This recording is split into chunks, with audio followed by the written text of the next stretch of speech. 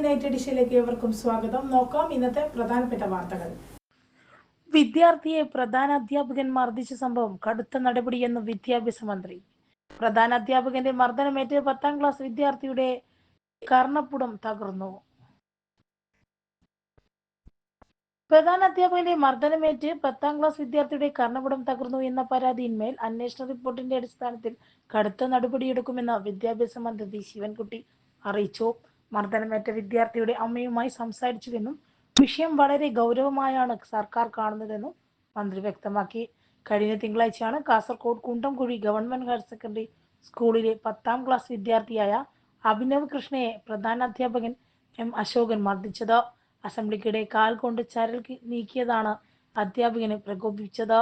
കുട്ടിയെ വേദിയിലേക്ക് വിളിക്കുകയും മറ്റു കുട്ടികളുടെയും അധ്യാപകരുടെയും മുന്നിൽ വെച്ച് അടിച്ചെന്നുമാണ് പരാതി. സംഭവത്തിൽ ബാലാവകാശ കമ്മീഷൻ സ്വമേധയാ കേസെടുത്തു. കാസർഗോഡ് വിദ്യാഭ്യാസ ഉപഡയറക്ടറും അന്വേഷണം ആരംഭിച്ചിട്ടുണ്ട്.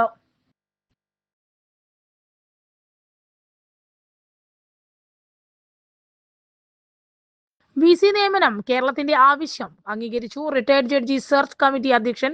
കേരള ഡിജിറ്റൽ സാങ്കേതിക സർവകലാശാലയിലെ വൈസ് ചാൻസലർ നിയമനത്തിൽ കേരളത്തിന്റെ ആവശ്യം അംഗീകരിച്ച് സുപ്രീം കോടതി.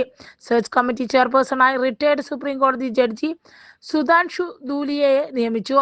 ബംഗാൾ മാതൃക നടപ്പാക്കി ജഡ്ജിയെ സെർച്ച് കമ്മിറ്റി ചെയർപേഴ്സൺ ആക്കണമെന്ന് കേരളം കോടതിയോട് ആവശ്യപ്പെട്ടിരുന്നു. ഇല്ലെങ്കിൽ സെർച്ച് കമ്മിറ്റിയിൽ തുല്യത പാലിക്കാനാകില്ലെന്നും സംസ്ഥാനം വാദിച്ചു.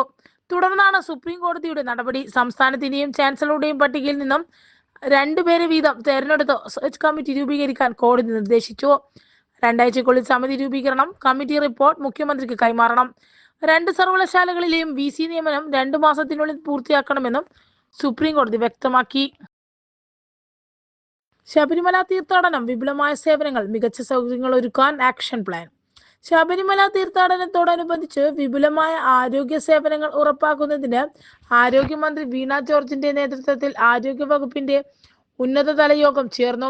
ആക്ഷൻ പ്ലാനിനനുസരിച്ച് ശബരിമലയുമായി ബന്ധപ്പെട്ട എല്ലാ ആശുപത്രികളിലെയും മെയിൻ്റനൻസ് ജോലികൾ എത്രയും വേഗം പൂർത്തിയാക്കാൻ നിർദ്ദേശം നൽകി. ദേവസ്വം ബോർഡിന്റെ സഹകരണത്തോടെ എമർജൻസി മെഡിക്കൽ സെന്ററുകൾ നേരത്തെ സജ്ജമാക്കണം. ഈ കേന്ദ്രങ്ങളിലെല്ലാം മരുന്നുകളുടെ ലഭ്യത മണ്ഡലകാലം തുടങ്ങുന്നതിന് മുമ്പ് ഉറപ്പാക്കണം. ആന്റി സ്നേക് വെനം എല്ലാ ആശുപത്രികളിലും ഉറപ്പുവരുത്തണം. ജീവനക്കാരുടെ നിയമനങ്ങൾ എത്രയും വേഗം നടത്തണം. പത്തനംതിട്ട, ആലപ്പുഴ, കോട്ടയം, ഇടുക്കി ജില്ലകളിലെ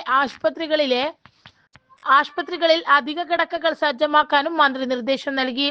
മണ്ഡലകാലം ആരംഭിക്കുന്നതിന് മുമ്പ് മതിയായ ചികിത്സാ സംവിധാനങ്ങൾ ഒരുക്കാനും ജീവനക്കാരെ നിയോഗിക്കാനും മന്ത്രി നിർദ്ദേശം നൽകി.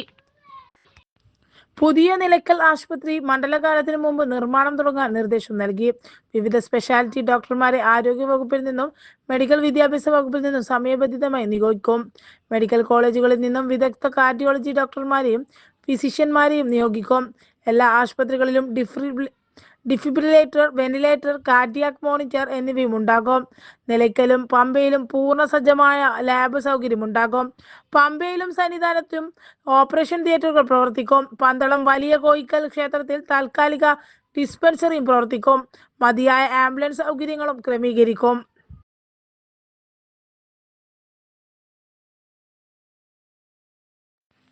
ഷർഷാദിന്റെ നാടകങ്ങൾക്ക് പിന്നിൽ കുടുംബ വഴക്ക്. പാർട്ടിക്കെതിരെ പറഞ്ഞാൽ മാധ്യമങ്ങൾ വീട്ടുപാടിക്കൽ വരുമെന്ന് ആരോ ഉപദേശിച്ചു. രത്തീന. CPM നേതാക്കളുടെ പേരിൽ കത്ത് വിവാദം സൃഷ്ടിക്കുന്നതിനെതിരെ സിനിമാ സംവിധായകനും ആരോപണം ഉന്നയിച്ച ഷർഷാദിന്റെ മുൻ ജീവിത പങ്കാളിയുമായ രത്തീന ET. ഇപ്പോൾ പുറത്തു വരുന്ന വാർത്തകളെല്ലാം താനും ഷർഷാദും തമ്മിലുള്ള കുടുംബ വഴക്കും വ്യക്തിവൈകാര്യവുമായി ബന്ധപ്പെട്ടുള്ളതാണെന്ന് രത്തീന വ്യക്തമാക്കി. ഷർഷാദിന്റെ പീഡനം സഹിക്കവയ്യാതെയാണ് വിവാഹമോചനം നേടിയത്. തനിക്കെതിരെ നിരന്തരം അപവാദ പ്രചരണവും ഭീഷണിയും നടത്തിയിട്ടുണ്ട്. താൻ സംവിധാനം ചെയ്ത പുഴു സിനിമ ഇറങ്ങിയപ്പോൾ മമ്മൂട്ടി അവഹേളിച്ച് ഒരു യൂട്യൂബ് ചാനലിന് അഭിമുഖവും കൊടുത്തു. അന്നൊന്നും ഷർഷാദ് പറഞ്ഞത് മാധ്യമങ്ങൾ ഏറ്റെടുത്തില്ല. MV ഗോവിന്ദനെയോ അദ്ദേഹത്തിന്റെ മകനെയോ തനിക്ക് പരിചയമില്ല. CPMനെതിരെ പറഞ്ഞാൽ മാധ്യമങ്ങൾ വീട്ടുപടിക്കൽ വരുമെന്ന് ഉപദേശിച്ചു ബുദ്ധിയില്ലാകാം ഇപ്പോഴത്തെ നാടകമെന്നും രത്തീന ഫേസ്ബുക്കിൽ കുറിപ്പിൽ പറഞ്ഞു. ഗാർഹിക പീഡനത്തിൽ കോടതി ശിക്ഷിച്ച പ്രതിയാണ് മാധ്യമങ്ങൾ വ്യവസായി എന്ന് വിശേഷിപ്പിക്കുന്ന ഷർഷാദ്. നിരന്തരമായ ശാരീരിക, മാനസിക, സാമ്പത്തിക പീഡനത്തെ തുടർന്നാണ് ബന്ധം അവസാനിപ്പിക്കാൻ തീരുമാനിച്ചത്. തന്റെ പിതാവിന്റെ ഗ്യാരണ്ടറാക്കി ഷർഷാദ് ലോൺ എടുത്തോ തുക അടയ്ക്കാതെ കബളിപ്പിച്ചു. 2.25 കോടി രൂപയാണ് അടക്കാനുള്ളത്. ഗ്യാരണ്ടർ തന്റെ പിതാവായതിനാൽ കുടുംബം വീട് ജപ്തി നടപടിയിലേക്ക് എത്തി. അങ്ങനെയാണ് ഡോക്ടർ TM തോമസ് ഐസക്കിനെ കണ്ട് വിഷയം പറയുന്നത്. തുടർന്ന് ജപ്തി നടപടികൾ താൽക്കാലം നിർത്തി. തനിക്ക് കുറച്ചു സമയം സാവകാശം ലഭിച്ചു. എന്നിട്ടും ഷർഷാദ് തുക ബാങ്കിൽ അടച്ചില്ല. സമ്മർദ്ദത്തിലെ എന്ന് കണ്ടപ്പോൾ തനിക്കെതിരെ അധിക്ഷേപിച്ച പ്രചാരണം നടത്തി. തന്റെ സിനിമ പൊളിക്കാനും അവിഹിത കഥകൾ സൃഷ്ടിക്കാനും ഷർഷാദ് ശ്രമിച്ചു. പണം അടച്ചു ജപ്തി ഒഴിവാക്കിയപ്പോൾ ആ ബാങ്കിനെതിരെ ഷർഷാദ് പരാതി കൊടുത്തു. കേസ് പിൻവലിച്ച് പറയുന്നത് അനുസരിച്ചില്ലെങ്കിൽ വർഗീയ കലാപം ഉണ്ടാക്കുമെന്ന് ഷർഷാദ് ഭീഷണിപ്പെടുത്തിയെന്നും രത്തീന പറഞ്ഞു. ഗാർഹിക പീഡന പരാതിയിൽ 2024 നവംബർ 29 തനിക്ക് അനുകൂലമായി വിധി വന്നു. 2,02,00,000 രൂപ 6 മാസത്തിനകം തിരിച്ചു നൽകാൻ ഉത്തരവായി. തനിക്കോ ബന്ധുക്കൾക്കോ കൂടെ ജോലി ചെയ്യുന്നവർക്ക് എതിരെയോ ഒരു തരത്തിലും മോശമായ പരാമർശങ്ങൾ ഉണ്ടാവരുതെന്നും കോടതി നിർദ്ദേശിച്ചു. എന്നാൽ അതൊന്നും ഷർഷാദ് പാലിച്ചില്ല. കുടുംബ കോടതിയിൽ കൊടുത്ത കേസിലും നവംബറിൽ ഡിവോഴ്സ് അനുവദിച്ച് വിധി വന്നു. കുട്ടികളുടെ സമ്പൂർണ്ണ കസ്റ്റഡിയും അനുവദിച്ചു. എന്നാൽ കുട്ടികൾക്ക് അവകാശപ്പെട്ട ജീവനാംശം പോലും കൊടുക്കാൻ ഷർഷാദ് തയ്യാറായിട്ടില്ല. ഇയാൾ നിരവധി പേരെ സാമ്പത്തികമായി കബളിപ്പിച്ചിട്ടുണ്ട്. തനിക്ക് നേരെ ഷർഷാദ് നടത്തിയ ഭീഷണി സന്ദേശങ്ങളടക്കം കോടതിയിൽ സമർപ്പിച്ചിട്ടുണ്ടെന്നും രത്തീന പറഞ്ഞു.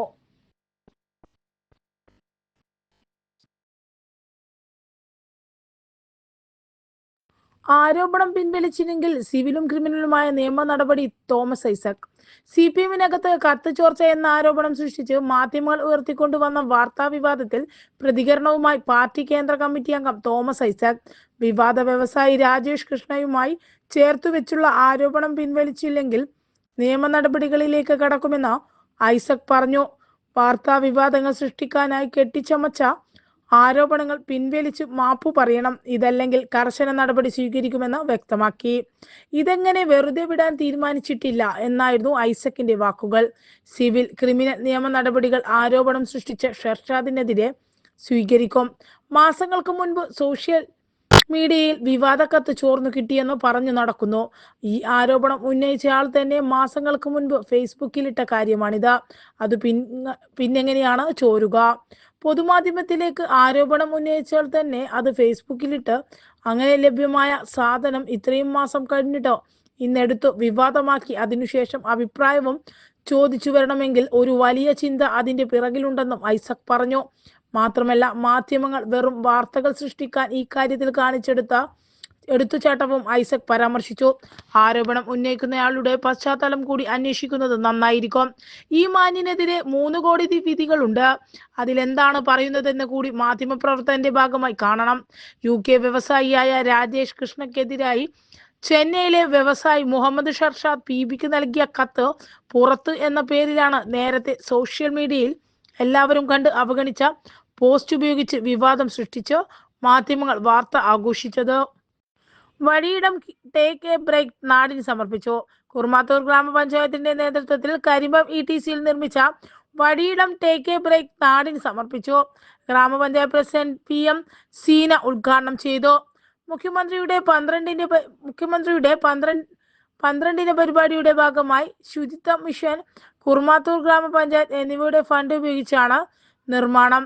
കുർമാത്തൂർ ഗ്രാമപഞ്ചായത്ത് 2022-23 വാർഷിക പദ്ധതിയിൽ ഉൾപ്പെടുത്തി 20,22,951 രൂപയും 2024-25 ഉൾപ്പെടുത്തി 2,30,500 രൂപയും പദ്ധതിക്കായി ചെലവഴിച്ചു. പഞ്ചായത്ത് വൈസ് പ്രസിഡന്റ് പാച്ചേനി രാജീവൻ അധ്യക്ഷനായി. ശുചിത്വ മിഷൻ ജില്ലാ കോർഡിനേറ്റർ KM സുനിൽ കുമാർ മുഖ്യാതിഥിയായി. Assistant engineer KV Anuraj report അവതരിപ്പിച്ചു. ജില്ലാ പ്രിൻസിപ്പൽ ഇൻചാർജ് K ശിവപ്രസാദ്, വികസന standing committee chairperson TP Prasanna teacher, ക്ഷേമകാര്യ standing committee chairperson E Lakshmanan, M Sujanna, B Ramya, Jayesh, Madhu, M Unnikrishnan, ജില്ലാ പ്രതിനിധികൾ, ജനപ്രതിനിധികൾ എന്നിവർ പങ്കെടുത്തു. ഡിജിറ്റൽ സാക്ഷരതാ ശില്പശാല. വയോജന സൗഹൃദ പഞ്ചായത്ത് ആവുന്നതിന്റെ ഭാഗമായി പാട്യത്ത് വയോജന ഡിജിറ്റൽ സാക്ഷരതാ ശില്പശാല സംഘടിപ്പിച്ചു. പാട്യം പഞ്ചായത്ത് ഹാളിൽ നടത്തിയ ശില്പശാല ഗ്രാമപഞ്ചായത്ത് പ്രസിഡന്റ് N ഷിനിജ ഉദ്ഘാടനം ചെയ്തു. പഞ്ചായത്ത് വികസന standing committee chairperson T Sujatha അധ്യക്ഷത വഹിച്ചു. വയോജനങ്ങൾക്കുള്ള ഡിജിറ്റൽ സാക്ഷരതയുടെ ക്ലാസ് ഗ്രാമപഞ്ചായത്ത് അസോസിയേഷൻ IT ഫാക്കൽറ്റി അജലേഷ് പ്രേം കൈകാര്യം ചെയ്തു. ആരോഗ്യ വിദ്യാഭ്യാസ സ്റ്റാൻഡിംഗ് കമ്മിറ്റി ചെയർപേഴ്സൺ ശോഭ കോമത്, വി ശരണ്യ എന്നിവർ സംസാരിച്ചു. ഇതോടെ ഇന്നത്തെ ആസാദി വാർത്തകൾ ഇവിടെ അവസാനിക്കുകയാണ്. അടുത്ത വാർത്ത ബുള്ളറ്റിൻ നാളെ രാത്രി വീണ്ടും കാണാം. നന്ദി, നമസ്കാരം.